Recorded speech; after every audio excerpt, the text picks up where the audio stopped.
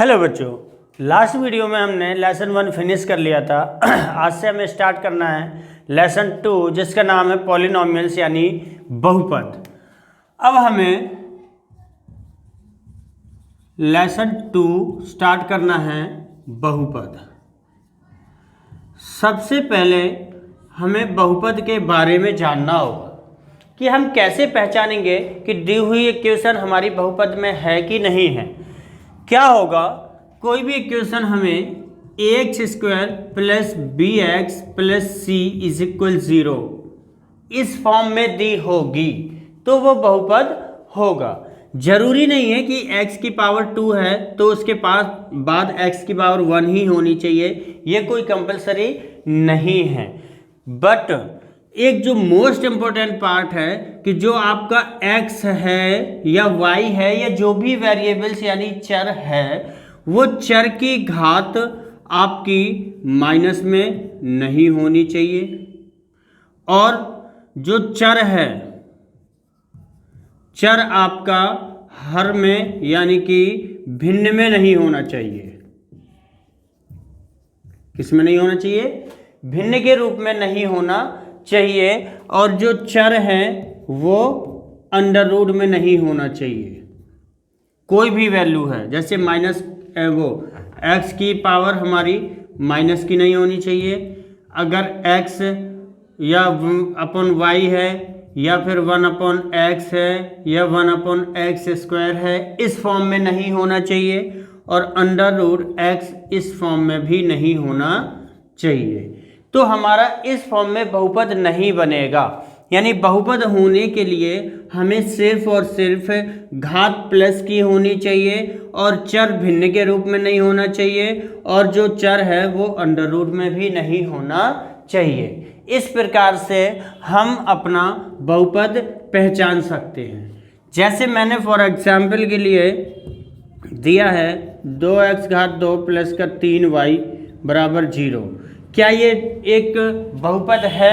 हाँ, ये बहुपद है। ये दो चर वाला बहुपद है। अगर हम इसको इस तरीके से लिख दें तब भी ये बहुपद होगा।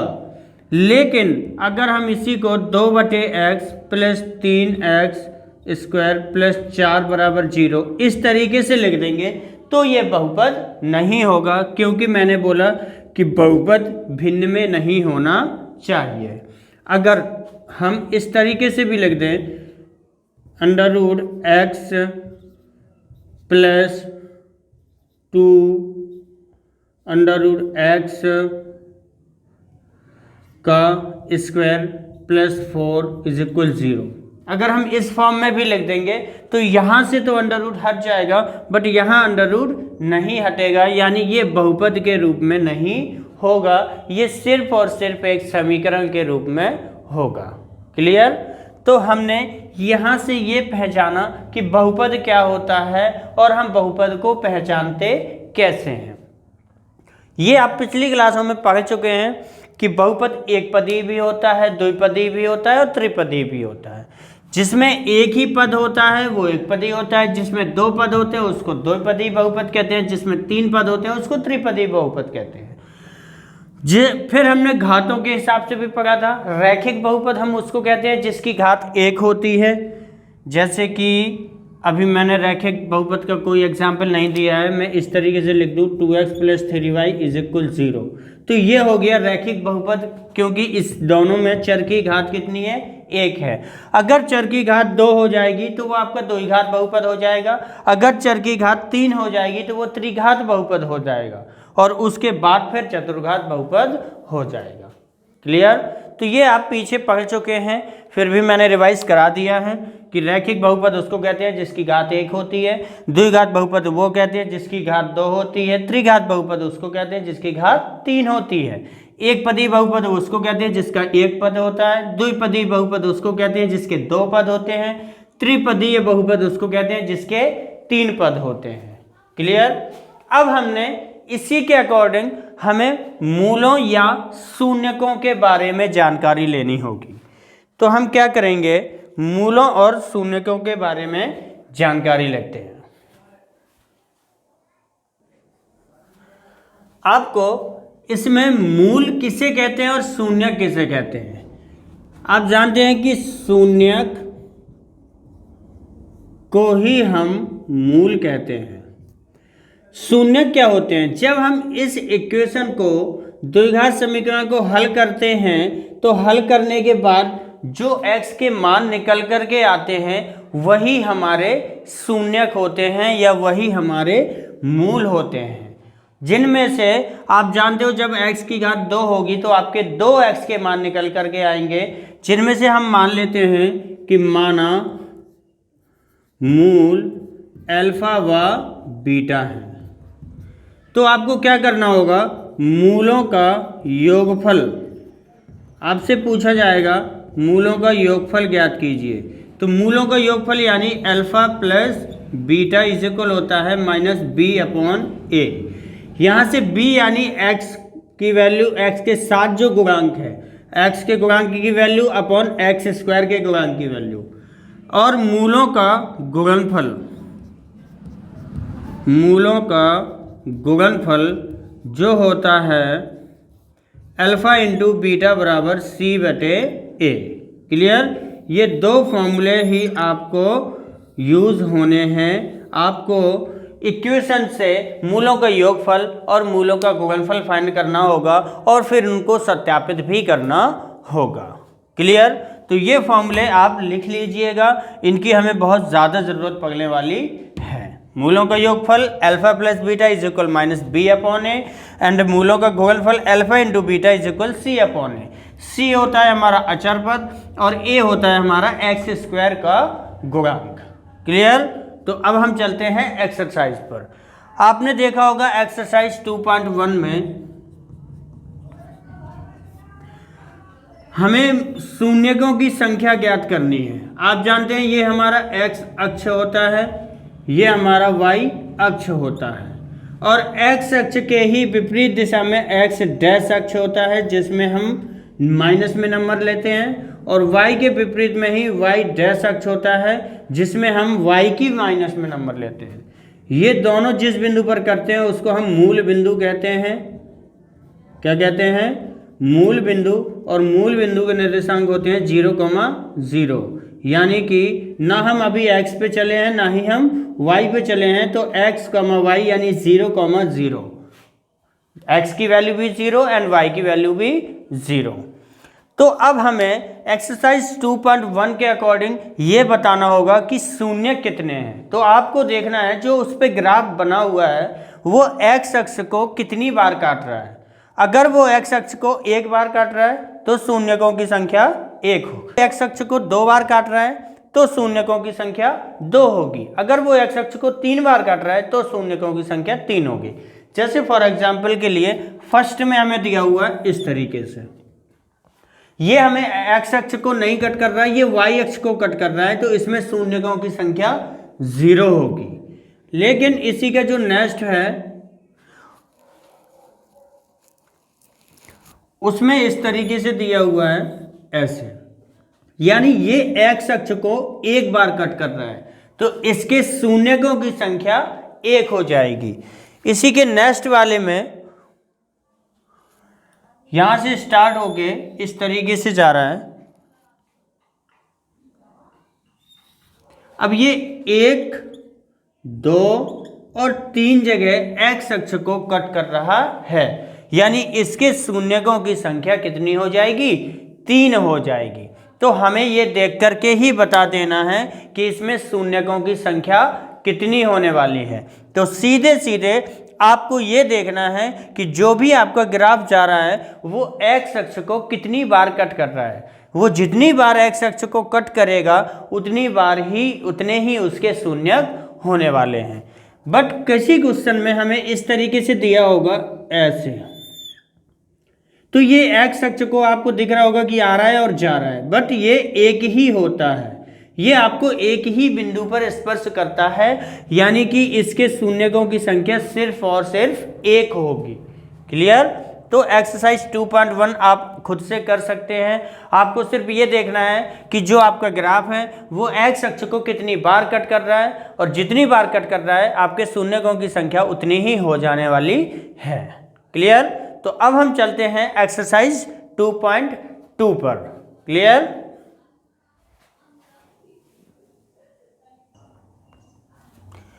चलिए स्टार्ट करते हैं exercise 2.2। Question number first. Question पूछ रहा है निम्न द्विघात बहुपदों के शून्य ज्ञात कीजिए और शून्यकों तथा गुणांकों के बीच संबंध की सत्यता की जांच भी कीजिए। फर्स्ट नंबर पे हमें क्वेश्चन गिवन है एक्स स्क्वायर -2x और -8 बराबर 0। ये हमें समीकरण दिया हुआ है। अब इस पर हमें ये पहचानना है कि ये शून्य किसके कितने होंगे और वो कौन कौन से होंगे। सबसे पहले हमें शून्यकों को ही फाइंड करना है, फिर उसके बाद हमें इसके सत्यता की जांच भी करनी। चलिए, पिछली क्लास में गुणनखंड करते थे साइड साइड का इंटू अचर पद का। यहाँ पे कोई अचर पद है नहीं तो 1 है, तो 8 एकम 8। 8 के हमने खंड करे 4 दूनी 8, यानी कि एक्स स्क्वायर। 4 को हम दे देंगे माइनस और 2 को हम दे देंगे प्लस। इससे क्या होगा कि 4 में से 2 जाएगा तो 2 बच जाएगा और माइनस वाला नंबर बड़ा है इसीलिए माइनस का रह जाएगा। और ये इन दोनों को गुणा करेंगे तो 4 दूनी 8 आ जाएगा। अब हम 2 के पेयर कर लेंगे। यहाँ पे x कॉमन है तो x कॉमन लेंगे तो बच जाएगा x - 4 प्लस यहाँ पे 2 कॉमन है तो बच जाएगा x - 4। अब हम x - 4 को ही कॉमन ले लेंगे तो x - 4 और x + 2। अब एक एक बारी दोनों को ही 0 कर देंगे। x - 4 = 0 तो x = 4 और x + 2 = 0 तो x = -2। इसमें से हम किसी को भी अल्फा दे देंगे और किसी को भी बीटा दे देंगे। अब हम इसकी करेंगे सत्यता की जांच। सत्यता की जांच करेंगे। आपको पता है जांच के लिए मूलों का योगफल अल्फा प्लस बीटा इक्वल अभी फॉर्मूला बताया -b/a होता है। तो अब आपको b और a की मान चाहिए, तो आपको क्या करना होगा, b और a के मान इस समीकरण की तुलना करके निकालेंगे। यानी कि आपके पास समीकरण क्या है, x² - 2x - 8 बराबर 0। तो आप तुलना करोगे ax² + bx + c = 0। इससे जब आप तुलना करेंगे तो a की वैल्यू आपका x² का गुणांक होगी, यानी a बराबर 1 हो जाएगा क्योंकि उसके साथ कोई नंबर नहीं है। b की वैल्यू आपकी -2 हो जाएगी और c की वैल्यू आपकी -8 हो जाएगी। क्लियर? अब आपको कुछ नहीं करना है, सारी वैल्यू पुट करना है। अल्फा की जगह 4 रख दीजिए प्लस बीटा की जगह -2 रख दीजिए, माइनस b की जगह -2 रख दीजिए और a की जगह 1 रख दीजिए। यहाँ ये हो जाएगा 4 - 2 बराबर माइनस ये +2। 4 में से 2 जाएगा 2 = 2, यानी कि ये हमारी जांच कंप्लीट हो गई।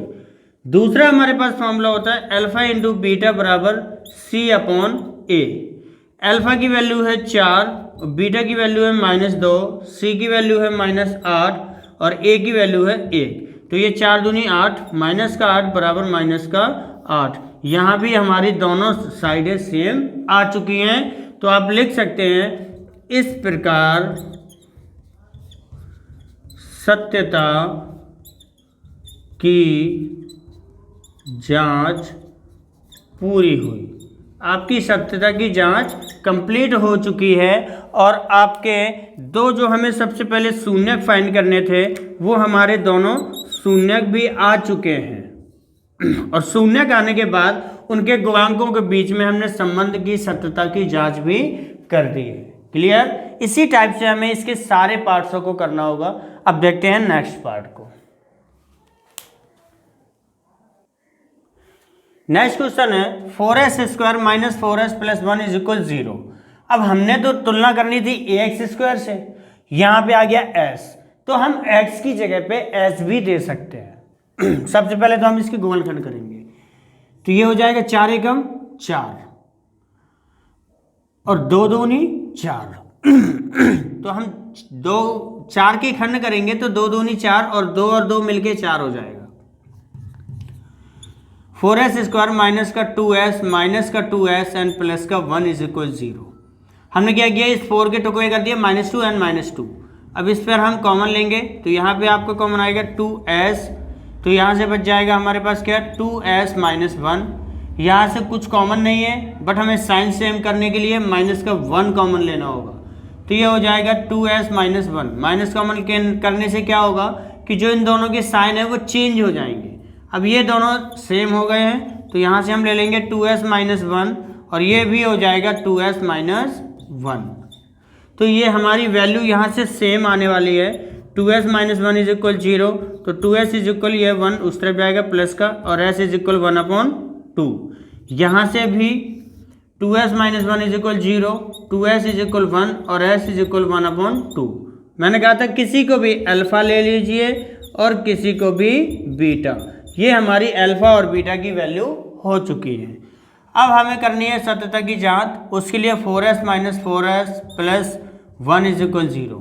अब हम तुलना करेंगे as² plus bs plus c is equal 0 से।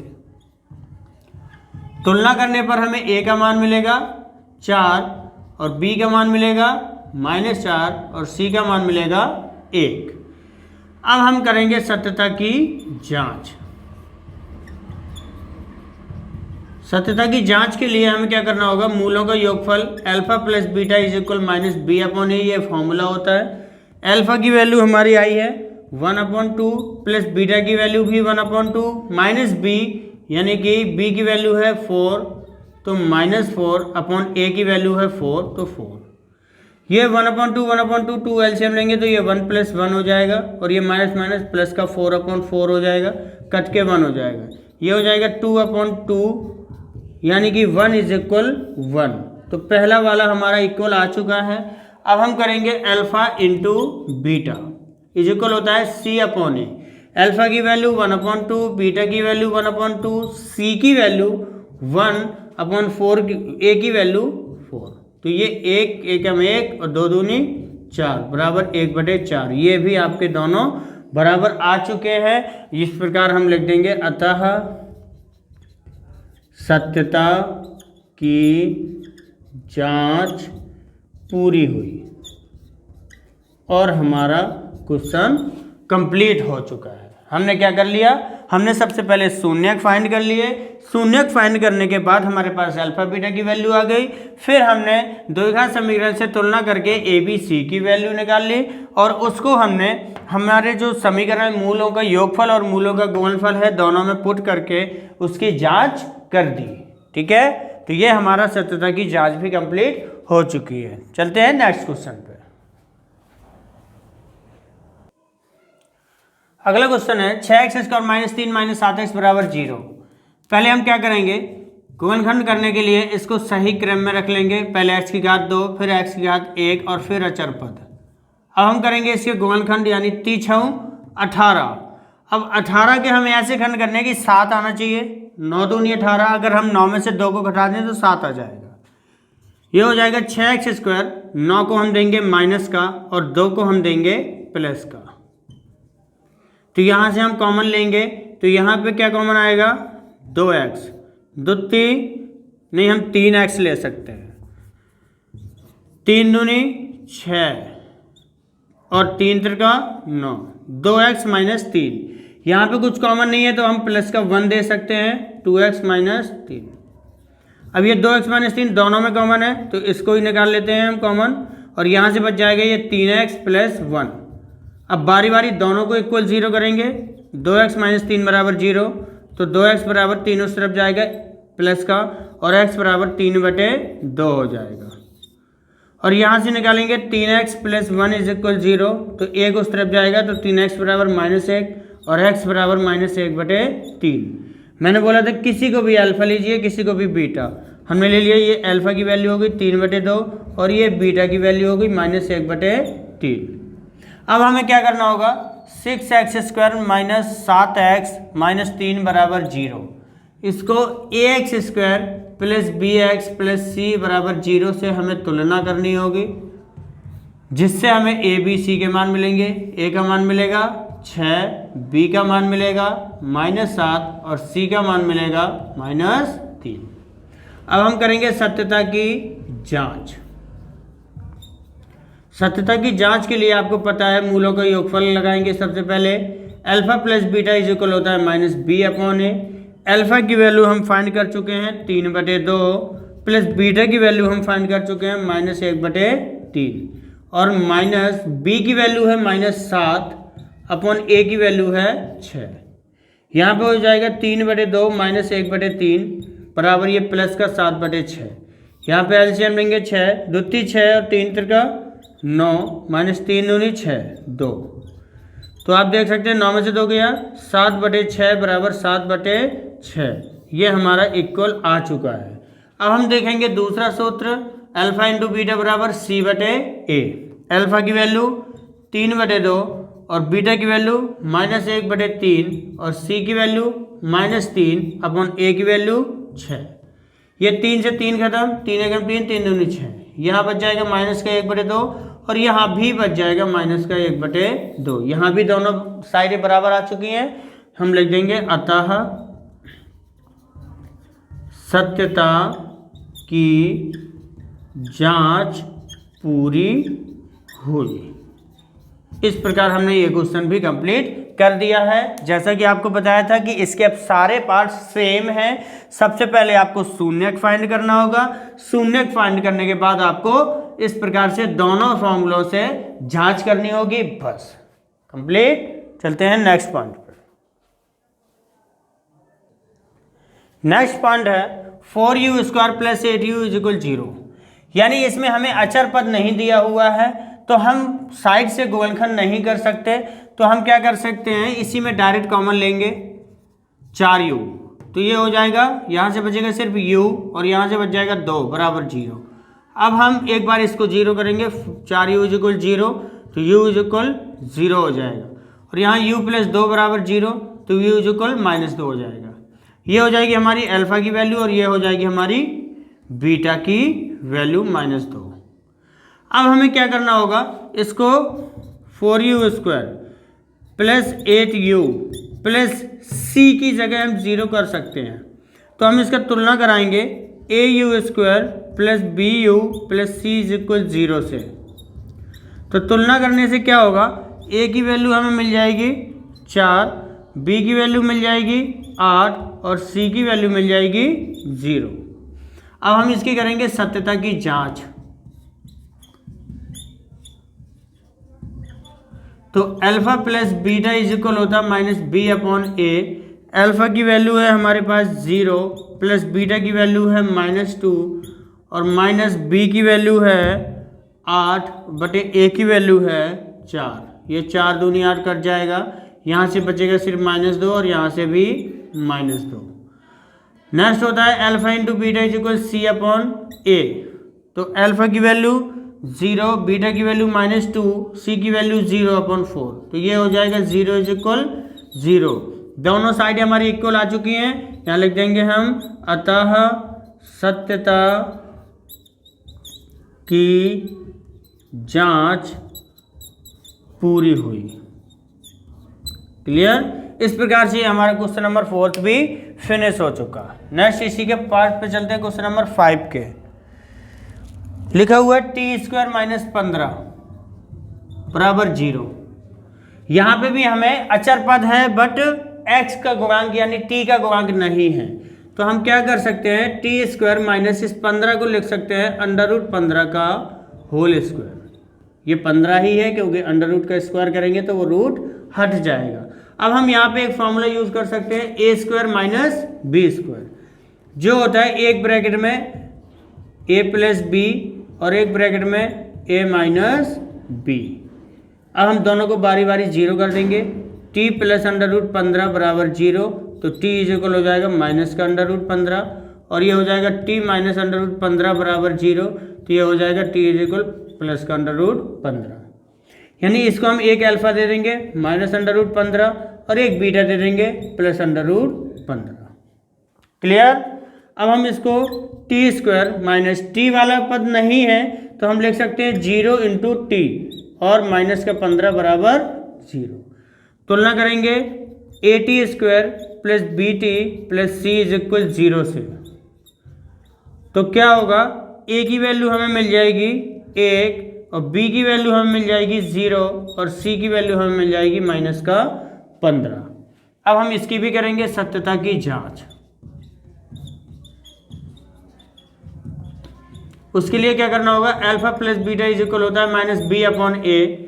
अल्फा की वैल्यू है हमारे पास minus under root 15 plus beta की वैल्यू है प्लस अंडर रूट 15 और माइनस बी की वैल्यू है 0 अपॉन ए की वैल्यू है 1। तो ये कट हो जाएगा यानी 0 इज इक्वल 0। नेक्स्ट है alpha into beta is equal C upon A. तो alpha minus under root 15 beta plus under root 15 और सी माइनस 15 अपॉन ए 1। तो ये अंडर रूट एक बार लगेगा तो अंडर रूट खत्म हो जाएगा। तो ये माइनस का 15 इज इक्वल माइनस 15। तो यहाँ भी हमारी दोनों साइड इक्वल आ चुकी हैं। यहाँ भी हम लिख देंगे अतः सत्यता की जांच पूरी हुई। क्लियर। इस प्रकार हमारे ये दोनों क्वेश्चन कंप्लीट हो चुके हैं। हमने उसके शून्यक भी निकाल दिए हैं और शून्यक निकालने के बाद उनकी सत्यता की जांच भी कंप्लीट कर दी है। क्लियर। चलते हैं इसके लास्ट पॉइंट पे। लास्ट पॉइंट है 3x square minus x minus 4 बराबर 0। हम खड़ करेंगे 4 तिया 12 और 4 में से 3 जाएगा तो 1 बच जाएगा, यानी कि 3x स्क्वायर माइनस का 4x प्लस का 3x माइनस 4 बराबर 0। यहाँ से कॉमन लेंगे, कुछ भी कॉमन नहीं है x के अलावा, तो x कॉमन लिया तो बचा 3x माइनस 4। यहाँ से कुछ नहीं है तो प्लस 1 ले लेंगे 3x माइनस 4। अब ये 3x माइनस 4 दोनों से ही निकाल देंगे तो यहाँ से बच जाएगा x प्लस 1। अब दोनों को 0 करेंगे, 3x माइनस 4 इज इक्वल 0, तो 3x बराबर 4 उस तरफ जाएगा प्लस का और x बराबर 4/3 और ये x प्लस 1 बराबर 0, तो x बराबर हो जाएगा माइनस 1। इसको हम दे देंगे अल्फा 4/3, इसको हम दे देंगे बीटा माइनस 1। अब इसकी हम जांच करेंगे। जांच के लिए हमें पहले 3x square minus x minus 4 बराबर 0, यानी कि ax square plus B X plus C बराबर 0 से तुलना करनी होगी, जिससे हम a का मान निकालेंगे 3, b का मान निकालेंगे -1 और c का मान निकालेंगे -4। क्योंकि x के साथ कोई नंबर नहीं है तो 1 ले लिया जाएगा। अब करेंगे सत्यता की जांच। तो वो होगा alpha plus beta is equal minus B upon A. Alpha की वैल्यू है 4/3 प्लस बीटा की वैल्यू है माइनस का 1 बराबर माइनस बी की वैल्यू -1 और a की वैल्यू 3। ये हो जाएगा 4/3 माइनस का 1/1 बराबर ये हो जाएगा प्लस का 1/3। यहाँ एलसीएम लोगे तो ये 4 माइनस 1 तिया 3, तो यहाँ 4 में से 3 जाएगा, ये हो जाएगा 1/3 बराबर 1/3। दोनों साइडें हमारी बराबर आ चुकी हैं। दूसरा है alpha into beta is equal C upon A. Alpha की वैल्यू 4/3 और बीटा की वैल्यू -1, सी की वैल्यू -4, ए की वैल्यू 3, तो ये हो जाएगा माइनस का 4/3 बराबर माइनस का 4/3, यानी कि यहाँ भी हमारी सत्यता की जांच पूरी हुई।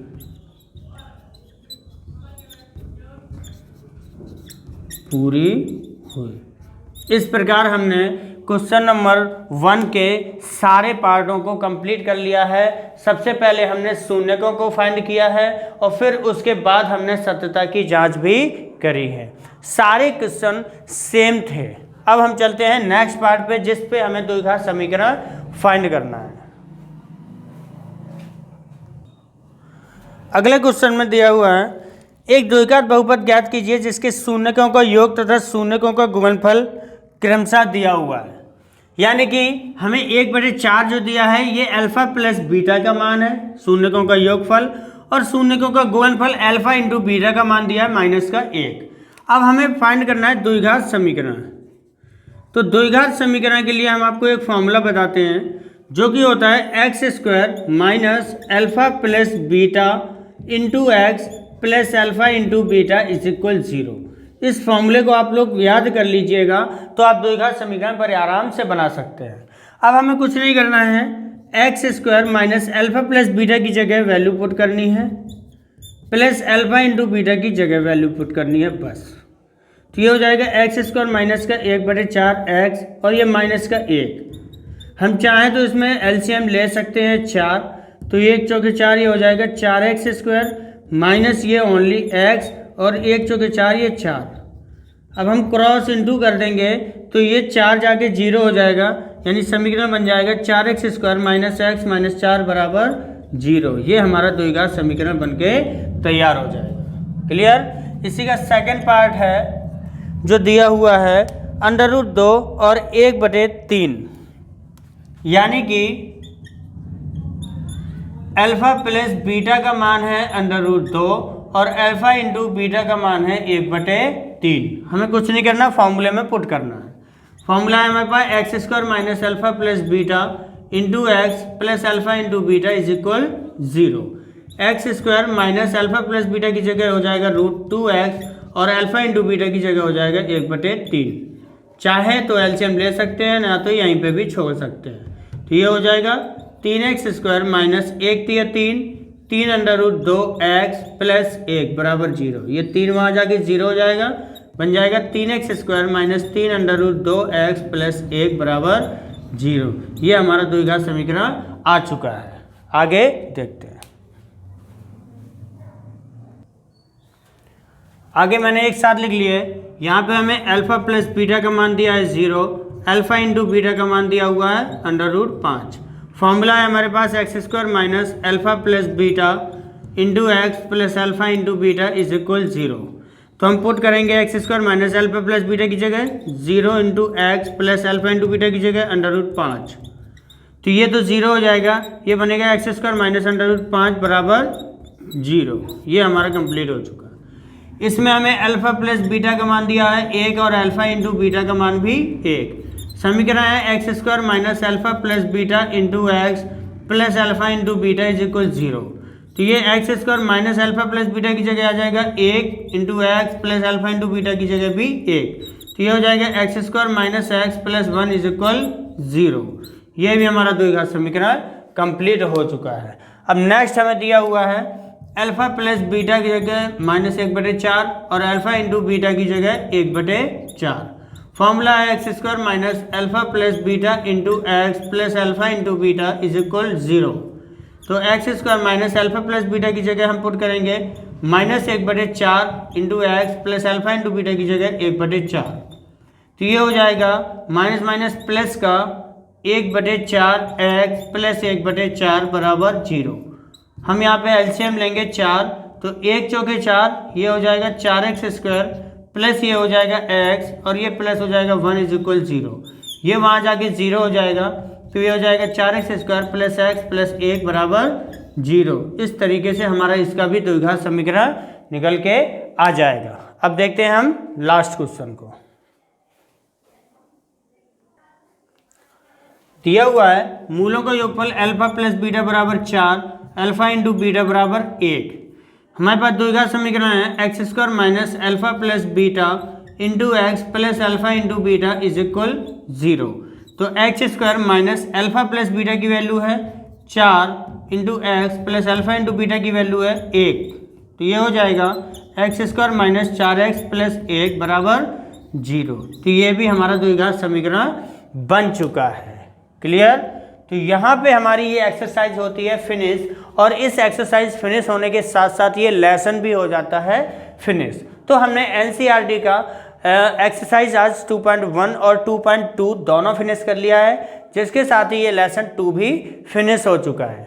आप इसके एग्जाम्पल करके प्रैक्टिस कर सकते हैं। अगर एक्सरसाइज से कोई क्वेश्चन समझ नहीं आए तो आप कमेंट बॉक्स में ज़रूर बताएं, मैं उसको फिर से समझाने की कोशिश करूँगा। बाकी एक्सरसाइज कैसी लगी, वीडियो कैसी लगी, आप कमेंट बॉक्स में ज़रूर बताइएगा।